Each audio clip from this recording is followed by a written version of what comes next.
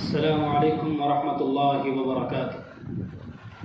الحمد للہ رب العالمین والصلاة والسلام علی سید الانبیاء والمرسلین سید الاولین والآخرین سیدنا ونبینا وامامنا وقدوتنا واسوتنا سیدنا محمد وعلی آلہ واصحابہ وازواجہ وذریاتہ اجمعین، اما بعد۔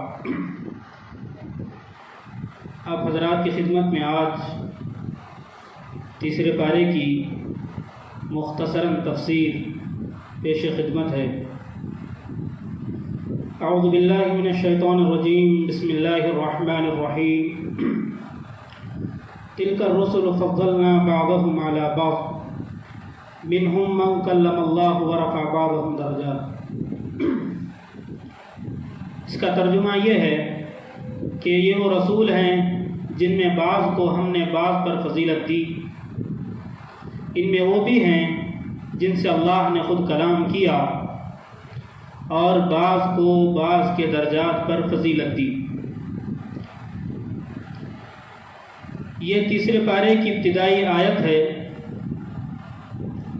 اس آیت کے ذریعے حضور پاک صلی اللہ علیہ وسلم کو تسلی دینا مقصود ہے، چونکہ اس آیت سے پہلے آیت میں حضور پاک صلی اللہ علیہ وسلم کی رسالت کی گواہی دلیل کے ذریعے پیش کی گئی کہ وَإِنَّكَ لَمِنَ الْمُرْسَلِينَ، کہ آپ اللہ کی طرف سے بھیجے ہوئے رسولوں میں سے ایک رسول ہیں۔ لیکن اس کے باوجود کفار نے انکار کیا تو یہ آپ کے رنج و ملال اور افسوس کا محل تھا۔ اسی لیے اللہ رب العالمین نے یہ بات سنا دی کہ اور بھی پیغمبر مختلف درجات کے اس دنیا میں گزرے ہیں، لیکن ایمان عام کسی کی امت میں نہیں ہوا۔ کسی نے موافقت کی، کسی نے مخالفت۔ یہ دنیا ہے ہی دارالامتحان کہ اللہ دیکھنا چاہتے ہیں کہ کون بندہ رحمان کی سنتا ہے اور کون بندہ شیطان کی سنتا ہے۔ بہت سی اور باتیں اس آیت کریمہ کے اندر ہیں، ہم اس آیت کریمہ پر اتنا ہی اکتفا کرتے ہوئے آگے بڑھتے ہیں۔ یا ایھا الذین آمنوا انفقوا مما رزقناکم من قبل ان یأتی یوم لا بیع فیہ ولا خلة ولا شفاعة والکافرون هم الظالمون۔ اس آیت کریمہ کا ترجمہ یہ ہے کہ اے ایمان والو، ہم نے تمہیں جو رزق دیا ہے اس میں سے خرچ کرو، اس دن کے آنے سے پہلے جس میں نہ کوئی لین دین کام آئے گا، نہ دوستی کام آئے گی اور نہ سفارش، اور کافر تو ہیں ہی نا انصاف۔ اس صورت میں یعنی سورۃ البقرہ میں عبادات اور معاملات کے متعلق احکام کثیرہ موجود ہیں، جن میں سب کی تعمیل نفس کو ناگوار اور بھاری محسوس ہوتی ہے، اور تمام اعمال میں سب سے زیادہ دشوار انسان کے نزدیک جان اور مال کا خرچ کرنا ہے۔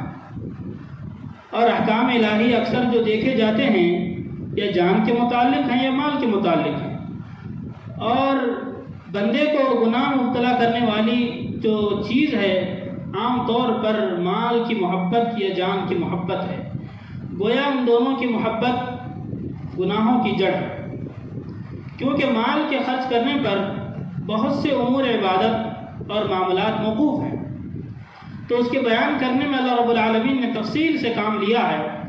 چنانچہ اب اس کے بعد جو رکوعات آ رہے ہیں، تقریباً 2 رکوع یا 3 رکوع، اس کے اندر صرف انفاق فی سبیل اللہ کے راہ میں خرچ کرنے کا بیان ہے، بڑی تفصیل کے ساتھ اس کو بیان کیا گیا ہے۔ مذکور آیت میں یہ بتایا جا رہا ہے کہ آج کے صدقات قیامت کے دن شریک غم ہوں گے۔ اللہ تعالیٰ اپنے بندوں کو حکم کرتا ہے کہ وہ بھلائی کے راہ میں اپنے مالوں کو خرچ کریں، اللہ تعالیٰ کے پاس ان کا ثواب جمع رہے گا، اور پھر فرماتا ہے کہ اپنے زندگی ہی میں ان خیرات اور صدقات کو انجام دینا ہے، کیونکہ قیامت کے دن نہ تو خرید و فروخت کی گنجائش ہوگی، نہ زمین بھر سونا اللہ کے حوالے کرنے سے جان چھٹکارا مل سکتا ہے۔ ساری زمین کی چیزیں، جتنی زمین ہے، زمین بھر کے سونا بھی اگر اللہ کی راہ میں اس وقت خرچ کرنے کی آدمی کوشش کرے گا یا سوچے گا تو اس کا سوچنا، اس کی فکر کرنا یہ رائے گا جائے گی۔ اسی لیے اب وقت ہے، بندے کو چاہیے کہ دنیا میں رہتے ہوئے صدقات اور خیرات کا زیادہ سے زیادہ اہتمام کرنے کی کوشش کرے۔ اگر کوئی شخص اس کے خلاف کام کرتا ہے تو گویا اللہ رب العالمین نے فرمایا وَالْكَافِرُونَ هُمُ الظَّالِمُونَ، اور کافر تو ہیں ہی ناانصاف، جو اپنے مال کو اللہ کی راہ میں خرچ نہیں کرتے، اللہ رب العالمین نے فرمایا وہ ظالم ہیں، وہ اللہ کی آیات کا انکار کرنے والے ہیں۔ ایک بات ہمیں یہاں سمجھ لینی چاہیے کہ ظلم کا اصل معنی ہے کیا، ظلم کی تعریف کیا کی گئی ہے؟ تو ظلم کی تعریف یہ کی گئی ہے الظلم وضع الشیء فی غیر محلی، ظلم کہتے ہیں جس چیز کا جو حق ہے اس کا حق ادا نہ کرنا، جو چیز کا جو حق ہے اس چیز کے حق میں نہ رکھنا، یہ کیا ہے؟ یہ ظلم۔ وضع الشیء فی غیر محلہ، یعنی چیز کو ایسی جگہ رکھنا جو اس کی جگہ نہ ہو، یہ کیا؟ ظلم۔ تو مال چیز ہے اللہ کی راہ میں خرچ کرنے کی، لیکن اس کو جمع کر کے رکھنا یہ ظلم ہے۔ اسی لیے اللہ نے فرمایا وَالْكَافِرُونَ هُمُ الظَّالِمُونَ، جو بیجا مال خرچ کرتے ہیں یا مال کو خرچ نہیں کرتے بلکہ اپنے پاس اکٹھا کر کے رکھتے ہیں، ان کو سمجھ لینا چاہیے کہ اللہ رب العالمین کا یہ اعلان ہے کہ وہ ظالم ہیں، اپنے مالوں کے ساتھ ظلم کر رہے ہیں۔ بڑے ڈرنے کی بات ہے، بندے کو اس میں غور کرنا چاہیے کہ جو اللہ نے مال دیا اس کو اللہ کی راہ میں خرچ کرے۔ اس کے بعد اور انفاق کا تذکرہ ہے، اس سے پہلے ایک ضمناً ایک بات یہ عرض کر دیں کہ ایک آیت اس میں آئی ہے جو بڑی مقدس آیت ہے، بڑی عظیم آیت ہے، اس کے فضائل احادیث میں بے شمار بیان کیے گئے ہیں، اور یہ آیت قرآن کریم کی عظیم ترین آیت ہے جس کو ہم اور آپ آیت الکرسی کہتے ہیں۔ ترمذی شریف کی حدیث میں ہے عن ابی ہریرہ رضی اللہ عنہ قال رسول اللہ صلی اللہ علیہ وسلم لكل شيء سنام وإن سنام القرآن سورة البقرة وفيها آية هي سيدة آي القرآن هي آية الكرسي، کہ ترمذی شریف کی اس حدیث میں حضور پاک صلی اللہ علیہ وسلم کا یہ ارشاد نقل کیا گیا ہے کہ ہر چیز کی ایک چوٹی ہوتی ہے، ایک بلندی ہوتی ہے، اور قرآن کریم کی چوٹی یعنی بلندی سورہ بقرہ ہے، اور اس صورت میں ایک ایسی آیت ہے جو قرآن کی تمام آیتوں کی سردار ہے، اور وہ آیت بلا شبہ آیت الکرسی ہے۔ اور بھی بہت سارے احادیث میں اس کا تذکرہ کیا، اس کی فضائل کے متعلق بیان کیا گیا ہے۔ ایک روایت یہ بھی ہے کہ جس گھر میں اس آیت الکرسی کی تلاوت کی جاتی ہے وہاں سے شیطان بھاگ جاتا ہے۔ تو امت مسلمہ کے نونہالوں کو، امت مسلمہ کو چاہیے کہ اگر وہ قرآن مکمل یاد نہیں کر سکتے، کم سے کم اس آیت کو ضرور یاد کریں، کیونکہ اس کے اندر اللہ رب العالمین کی جو تعریف کی گئی وہ شاید کسی اور آیت میں نہ کی گئی۔ اتنی جامعیت کے ساتھ اور اتنی صفائی کے ساتھ اللہ رب العالمین کا اس میں تعارف کرا گیا، شاید قرآن کی کسی آیت میں اس طرح کیا گیا۔ یہ مختصراً گفتگو تھی آیت الکرسی کے متعلق۔ پھر ہم آگے بڑھتے ہیں انفاق کے متعلق۔ جو بات چل رہی تھی اللہ کے راستے میں خرچ کرنا، ایک بات یاد رکھیے گا، انفاق فی سبیل اللہ یہ قرآن کی خاص اصطلاح ہے۔ اللہ کی راہ میں خرچ کرنا یعنی جن کاموں میں خرچ کرنے سے مسلمانوں کا نفع ہوتا ہے، مسلمانوں کی فلاح بہبود ہوتی ہے، ان کاموں میں خرچ کرنا یہ انفاق فی سبیل اللہ ہے۔ یعنی اللہ نے جن کاموں کا حکم دیا، یعنی ایسے کاموں میں ہم مال خرچ کریں کہ ہمارا مال خرچ کرنا اللہ رب العالمین کی بارگاہ میں فائدے سے خالی نہ ہو، اور دنیا میں یہ کیا ہو، لوگوں کی آسانی کا ذریعہ ہو، لوگوں کی مشکلات کا جو ذریعہ مال بنے گا وہ انفاق فی سبیل اللہ نہیں بلکہ فساد فی الارض ہے، زمین میں فساد برپا کرنے کے مترادف ہے۔ یہ بات ذہن میں رکھ لینی چاہیے۔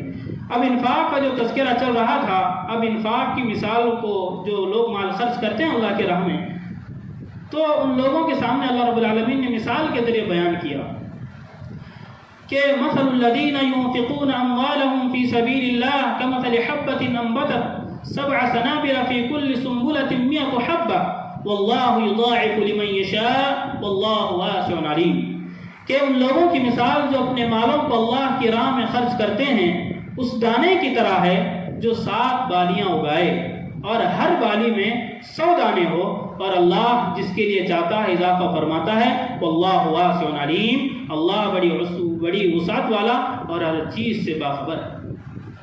گویا دنیا میں ایک کا 100 اللہ رب العالمین دے گا، تو آخرت میں اس کی کیا حد ہوگی؟ تو آدمی کو سمجھنا چاہیے اور اپنے مال کو صحیح راستے میں خرچ کرنے کی کوشش کرنی چاہیے۔ انفاق کا تذکرہ چل رہا ہے تو انفاق کے شرائط بیان کیے جا رہے ہیں کہ جو بندہ مال خرچ کرے گا اس کی شرط ہے کہ مال اسی وقت قبول ہوگا جب اس کے اندر یہ شرطیں پائی جائیں گی۔ پہلی شرط یہ بیان فرمائیں، یا ایھا الذین آمنوا انفقوا من طیبات ما کسبتم، اپنے حلال کمائی میں سے خرچ کرنا۔ حرام کمائی میں خرچ کرنا آدمی کے لیے آسان ہے، لیکن حلال کمائی میں خرچ کرنا یہ بہت مشکل ہے، اور اللہ یہی چاہتے ہیں۔ من طیبات یعنی حلال کمائی میں سے آدمی کو خرچ کرنا ہے۔ دوسری بات فرمائی، یا ایھا الذین آمنوا لا تبطلوا صدقاتکم بالمن والأذى، کہ ایمان والو اپنے صدقات کو احسان جتلا کر اور لوگوں کو تکلیف پہنچا کر باطل مت کرو۔ اس سے بات معلوم ہوئی کہ جو انفاق اللہ کے راستے میں احسان جتلا کر کیا جائے، جو انفاق لوگوں کی تکلیف کے ذریعے کیا جائے، وہ انفاق اللہ کو پسند نہیں ہے۔ اللہ رب العالمین نے بالمن کہہ کر یہ کہا کہ ہر طرح کا احسان جتلا کر، زبانی احسان جتلا کر بالکل مال خرچ نہ کرو۔ والعزا کہہ کر عملی طور پر کوئی تکلیف بندوں کو نہ پہنچاؤ، بلکہ اللہ کے لیے للہ فی اللہ مال کو خرچ کرو۔ اور جب آدمی مال خرچ کرتا ہے تو سوچتا ہے کہ میں مال خرچ کروں گا تو مفلس ہو جاؤں گا، خلاص ہو جاؤں گا، میرے پاس سے مال ختم ہو جائے گا۔ تو اللہ رب العالمین فرما رہے ہیں، الشیطان یعدکم الفقر ویأمرکم بالفحشاء واللہ یعدکم مغفرۃ منہ وفضلا واللہ غنی حمید واللہ واسع علیم۔ کہ جب آدمی مال خرچ کرنے لگتا ہے تو شیطان اس کو وعدہ کرتا ہے، ارے تو مال خرچ کرے گا تو تیرا تو مال ختم ہو جائے گا، پھر آگے تو کیا کرے گا؟ تو ایمان والے کو اللہ مخاطب کر کے فرما رہے ہیں، واللہ یعدکم مغفرۃ منہ وفضلا، کیونکہ اللہ رب العالمین کا یہ وعدہ ہے کہ جو بندہ انفاق کرتا ہے، انفاق فی سبیل اللہ کرتا ہے، اللہ رب العالمین کی جانب سے مغفرت اور مال میں اضافے کا وعدہ یہ اللہ رب العالمین نے کیا۔ جب اللہ وعدہ کیا ہے تو اللہ ان اللہ لا یخلف المیعاد، اللہ اپنے وعدے کے خلاف ورزی ہرگز نہیں کرتا۔ تو اور بہت ساری باتیں انفاق کے متعلق اور کہی گئی ہیں، وقت بہت کم ہے، باتیں زیادہ کرنی ہے۔ دوسری اہم بات، اسی بات پر انشاءاللہ بات ختم کریں گے۔ دوسری بات جو بیان کی گئی سورۃ البقرہ کی آخری آیات سے پہلے، وہ اللہ رب العالمین نے سود کا تذکرہ فرمایا، ربا سود کا تذکرہ۔ انفاق کے بعد فوراً سود کا تذکرہ اس لیے کیا کہ انفاق کی ضد کیا ہے؟ سود ہے۔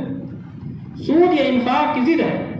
آیت پڑھتے ہیں، سماعت فرمائیے، الذین یأکلون الربا لا یقومون الا کما یقوم الذی یتخبطہ الشیطان من المس ذلك بأنهم قالوا انما البيع مثل الربا واحل الله البيع وحرم الربا۔ اس کا مختصراً ترجمہ یہ ہے کہ جو لوگ سود کھاتے ہیں وہ ایسے شخص کی طرح کل قیامت کے دن کھڑے ہوں گے جن کو شیطان نے چھو کر خبتی بنا دیا، اس لیے کہ انہوں نے کہا کہ خرید و فروخت سود ہی کی طرح ہے، جبکہ اللہ رب العالمین نے خرید و فروخت کو جائز قرار دیا اور سود کو حرام فرمایا۔ اس آیت کریمہ میں سب سے پہلے اللہ رب العالمین نے سود کھانے والوں کی حقیقت کو واضح کیا کہ سود کھانے والوں کی حقیقت کیا ہے، کہ یہ لوگ پاگل اور دیوانے ہوتے ہیں، کیونکہ سود کھانے والا اس کے پیش نظر صرف اپنا مفاد رہتا ہے، وہ خود غرض رہتا ہے، دوسروں کی کوئی فکر اس کو نہیں رہتی۔ مثلا کسی کا اگر ایکسیڈنٹ ہو جائے، اس کا کوئی عزیز آئے اور کہے سودی کے پاس کہ مجھے اتنے لاکھ کی ضرورت ہے یا اتنے ہزار روپیوں کی ضرورت ہے، میرا فلاں ایکسیڈنٹ ہو گیا، اس کا بڑی پریشانی میں ہے، تو آپ مدد کیجئے۔ تو سودی یہ نہیں، سودی کہتا ہے ٹھیک ہے وہ بات تو ٹھیک ہے، آپ یہ بتائیے کہ جو میں مال دوں گا اس پر اتنا فیصد ہوگا، اتنا فیصد آپ کو انٹرسٹ جمع کرنا ہوگا، اتنا فیصد آپ کو سود جمع کرنا ہوگا۔ یہ نہیں پوچھتا کیا ہوا، کیسے ہوا، کیا حالت اب ان کی ہے، بلکہ اپنا فائدہ ظاہر کرتا ہے کہ اتنے فیصد پر میں پیسے دوں گا، اگر آپ کو منظور ہے تو لے لیجیے۔